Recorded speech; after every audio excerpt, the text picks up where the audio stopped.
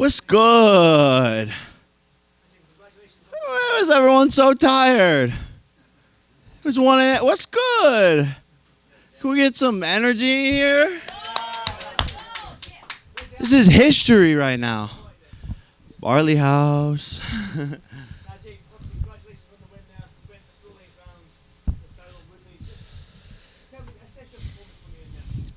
You know, I'm always very hard on myself. I think a true champion is very hard on themselves. You know, I got the W, and I'm happy, but you know, I'm a perfectionist. I'm a knockout artist, and because I didn't get the knockout, I'm just like, damn. But it is what it is. He's one of the greatest welterweights of all time, 5-time UFC champion, and he came game. You know, he knew that this was going to be a war, and he brought that to the table. So I'm very happy. Like I said, he's been fighting 7 times as long as I have. So for me to come in there and have a dominant victory, let's be honest, that wasn't a split decision. What is the judge looking at? You know, I landed 71 punches. He landed 52. So, you know, I learned a lot tonight. First time going past 4 minutes. First time in an 8-round fight. No one's doing 8-round fights at 4 fights in.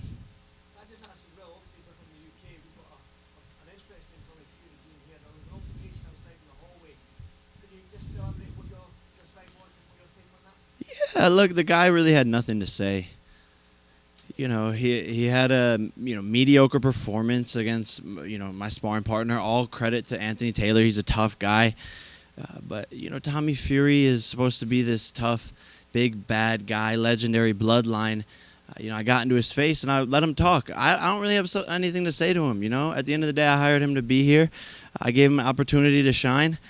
I don't really have anything to say to him. I don't really have any bad blood. I just said, tell your girl, get out of my DMs. At the end of the day, will we see that fight? I would run that shit easy. That's an easier fight than Tyron, in my opinion, but who knows? But people are like, oh, he's a real boxer, fight a real boxer. Okay, maybe let's run it. Real boxer. The real boxer went 4 rounds. Right? The real boxer went 4 rounds against someone who was inferior, all due respect to Anthony Taylor, to Tyron Woodley. Jake did tonight what Tommy Fury has not done. So it doesn't really make a lot of sense. Maybe the numbers will come back from Britain. Pay-per-view will be big, and Jake will have interest in it. But until then, it just doesn't make any sense. If he sold a lot of pay-per-views in the UK and we're impressed with the numbers, sure. But I put him on this platform, so we'll see what happens.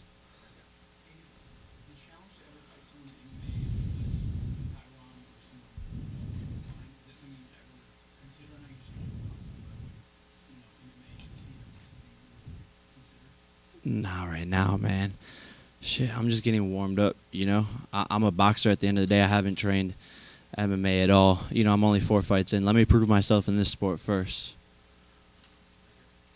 So I understand, it takes time. If I look at Floyd Mayweather's record, I don't remember his first 10 opponents. So I'm asking you, if your next opponent should be somebody like Tommy Fury, or do you want to take Woodley on again and then have a more convincing victory until you call out somebody like Tommy Fury? Yeah, look, no, like you said, no one's doing, as saying this as humbly as possible, no one's doing this big of fights, 4 fights in boxing history ever. No one watched Floyd's 4th fight.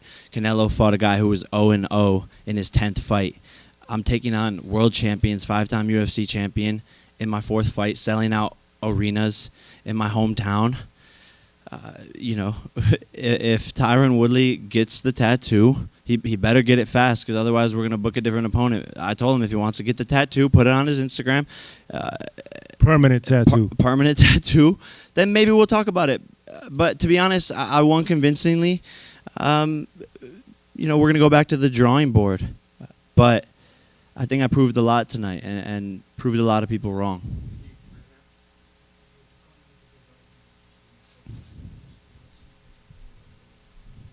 Yeah, look, this is boxing, I hadn't been hit up until that point in any of my fights with 10-ounce gloves. So that's the first time I take a shot with 10-ounce gloves.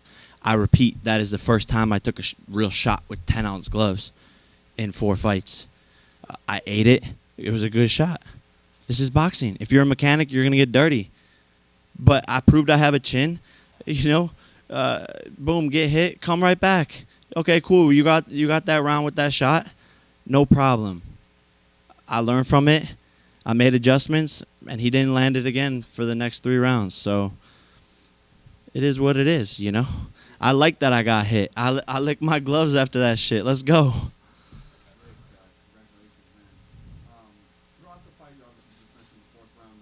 Did you feel your gas tank was working for you? And I noticed you kind of saw him as well and planted some body shots. Did you feel you just make sure to have done that more? You know, look, like I said, I'm very hard on myself.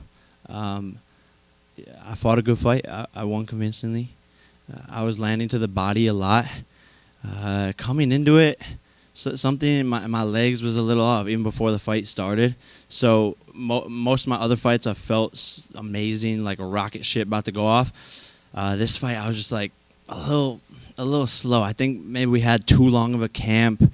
I think I've been doing this back to back to back to back to back. 4 fights, 18 months. Most pros aren't even that active. So, you know, I could have done better always. There's always room for improvement in this sport, no matter who you are. And I want to be a champion, a world champion. So I got to go back, watch the footage, study, get better. Why no stool? Real quick, I noticed you were standing. Why no stool? In sparring, we don't sit down, you know. So in the fight, why sit down? And I wasn't that tired, you know. Like I said, my legs didn't feel as powerful, but I mean, I wasn't tired. I could have went 2, 3 more rounds, 4 more rounds, whatever. It is what it is. Obviously, you wanted the knockout, but is there any part of you that's actually happy you went 8 rounds? You got hit, had to show that it was adversity, had to show your gas tank. Is there any part of you that's actually happy in a weird way that it played out? For sure, dude. For sure. This is better preparation for future fights against tougher opponents. And I've been looking for this experience to get it under my belt. I'm salty because I had a perfect record going. You know, if you count my amateur, I was 4-0 with 4 KOs. Now I'm 5-0 with 4 KOs. So I had a perfect record going, and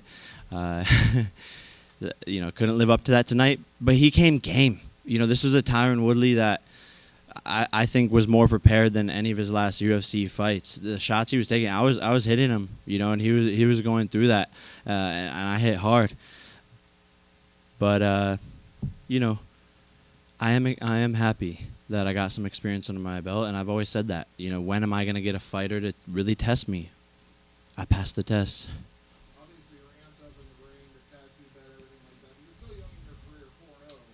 You go ahead and start doing rematches. So, do you think at some point you will see Tyron Woodley again, or is there a part of you that feels like you want to put him behind you and move to somebody else? Yeah, we'll see. You know, part of me wants to put him behind me. I won convincingly. Like I said, the split decision with the judges, to be honest, like, doesn't make any sense. I landed 71 punches. He landed 52. It's not even close. You know, we'll see. If he gets the tattoo fast, puts it on his Instagram, I might consider it. You know, I would come in, make adjustments with my legs feeling better than they did tonight. And I do think I could do a lot better. I wasn't even landing some of my best punches. Some nights you're on, some nights you're off. This is a peak performance sport. You do everything in camp for one moment. Some days in camp I felt way better than tonight. But some nights when you come in for that peak moment, you're just not everything's there. And it is what it is. I'm not making any excuses. I still won. I still did good, but I know I can do better.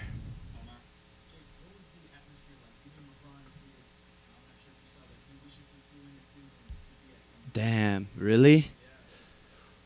Man, that's crazy. I'm like getting teary-eyed. That's sick. Man, like I said, I was in those stands 12 years ago screaming, LeBron, LeBron, LeBron, trying to get him to notice me. So for him to even tweet about this, that's crazy. Like, I'm being really hard on myself, but, man, I've accomplished so much in the past 4 fights. No one's doing this, you know? No one's ever done what he's doing in 4 fights. That's unequivocal. Try not to cry. But For him to even tweet that is crazy. Jake, do you consider yourself the biggest boxing star? I don't consider myself anything. I consider myself a chotch. Nah, maybe. I think I'm one of the faces of boxing just because I'm doing it differently. There's room for everyone to eat, though. I don't want to take everything. I don't want to. This is a sport where there's hundreds of amazing fighters, and all I want to do is bring more eyeballs from a different audience. Everyone here saw the crowd tonight. This wasn't your typical boxing audience. This was kids that were rowdy, lit, holding up signs saying, subscribe to my YouTube channel. This is a completely different audience, and that's what I want to bring to boxing. So I'm going to bring that over. They'll become fans of boxing and love all the other fighters. But I'm certainly, one of the top 3 biggest draws for sure. Top 3, top 5. I don't know. Like, let's look at the numbers. Before the fight, you used gloves. Prior to the 8th round, you actually extended the glove to do that. Why the difference? He earned my respect. He was game, you know. He was bringing the fight. And at the end of the day, you know, it's 2 men going in there risking their lives. So after all the shit talk is done, you know, I'm cool with showing respect. But this is a crazy business. Like I said, we're risking our lives in there, and so he earned my respect. I'm gonna touch his glove after. I even told him after. I said, good fight. And I said, look, bro, a lot of tension, a lot of build up, a lot of back and forth between our teams, but I respect you, and no hard feelings.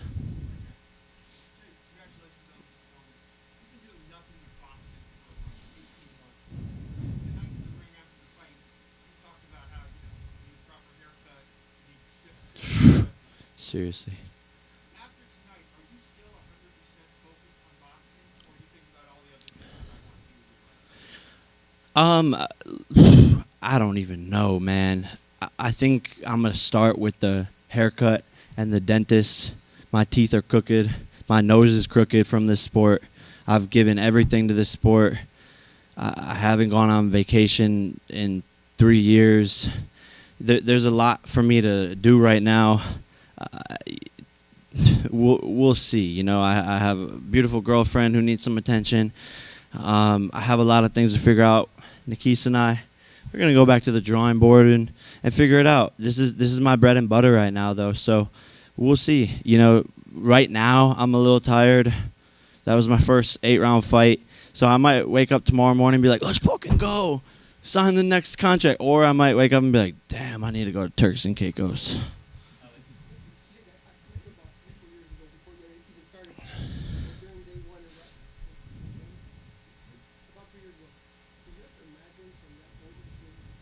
Never. You know, I knew I would be doing great things in this sport, and I knew how bad I wanted this. I just didn't think it would happen this fast. I mean, look at how many fucking cameras. Like, who are these guys filming? You know what I'm saying? This is crazy. So I didn't imagine it to get here this fast. But to be honest, I've surrounded myself with an amazing team.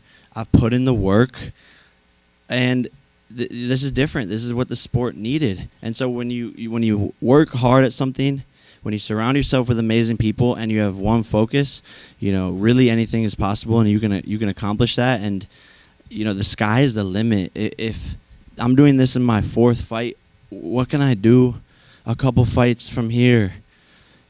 It's shocking to really think about it. I have a saying that I wrote down on my on paper and put it up on my mirror, and it says, think of where you started. Now imagine how far you can go. When I was 16 years old, falling asleep in class, nothing really going for me. I knew there was something else more for me out there.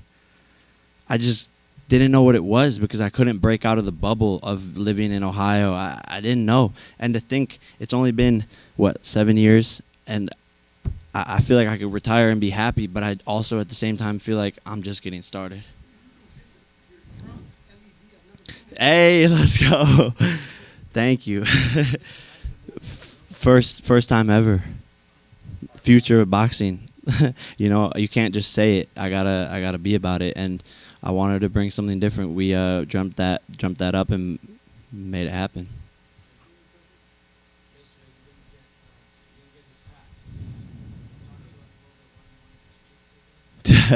First and foremost, shout out to you for wearing the Boohoo Man collection, the Problem Child Boohoo Man collection.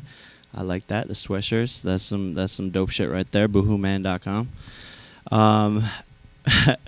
Man, I don't know. Everyone tries to be such a macho man in this sport, and I like to just have fun, make jokes, troll, grab cheeks.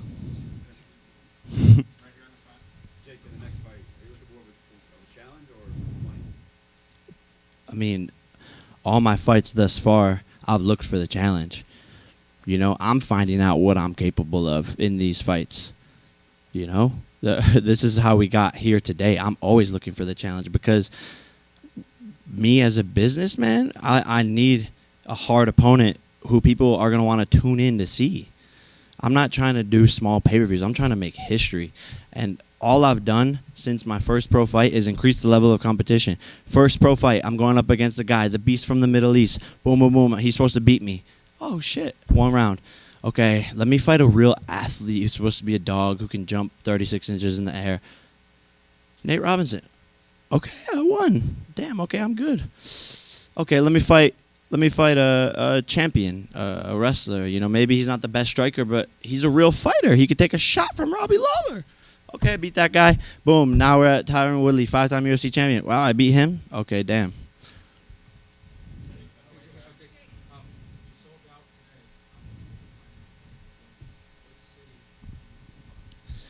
Honestly, I was thinking about this. Like, I'm probably gonna bring the fight back here, bro. This was dope.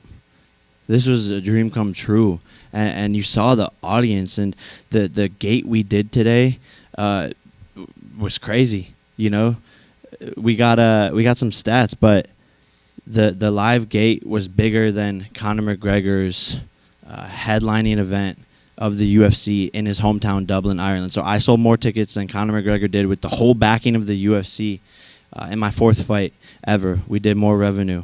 So might as well just bring it back here, and the crowd was lit. Everything was dope about this fight week. And the crowd was there from 7 p.m., which is very, very rare for boxing, right?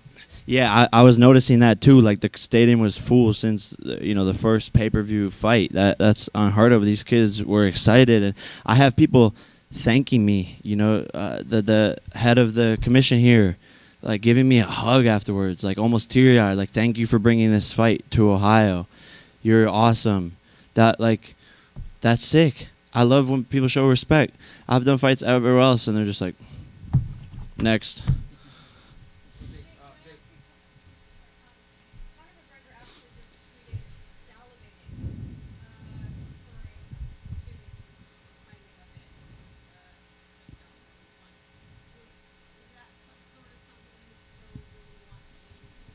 For sure.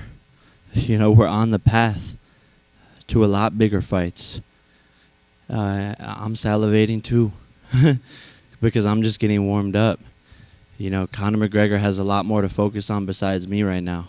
I'm 5 wins in a row. He's 1-3 in the past 4 years.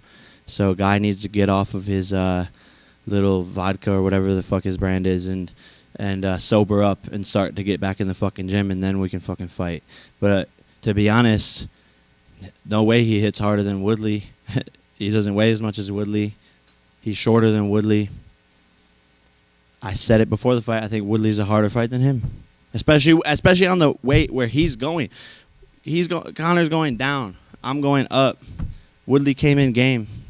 We'll see.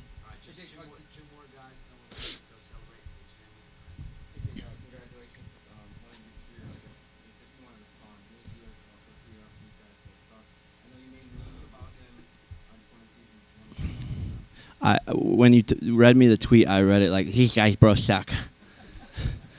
Again, another loser talking up.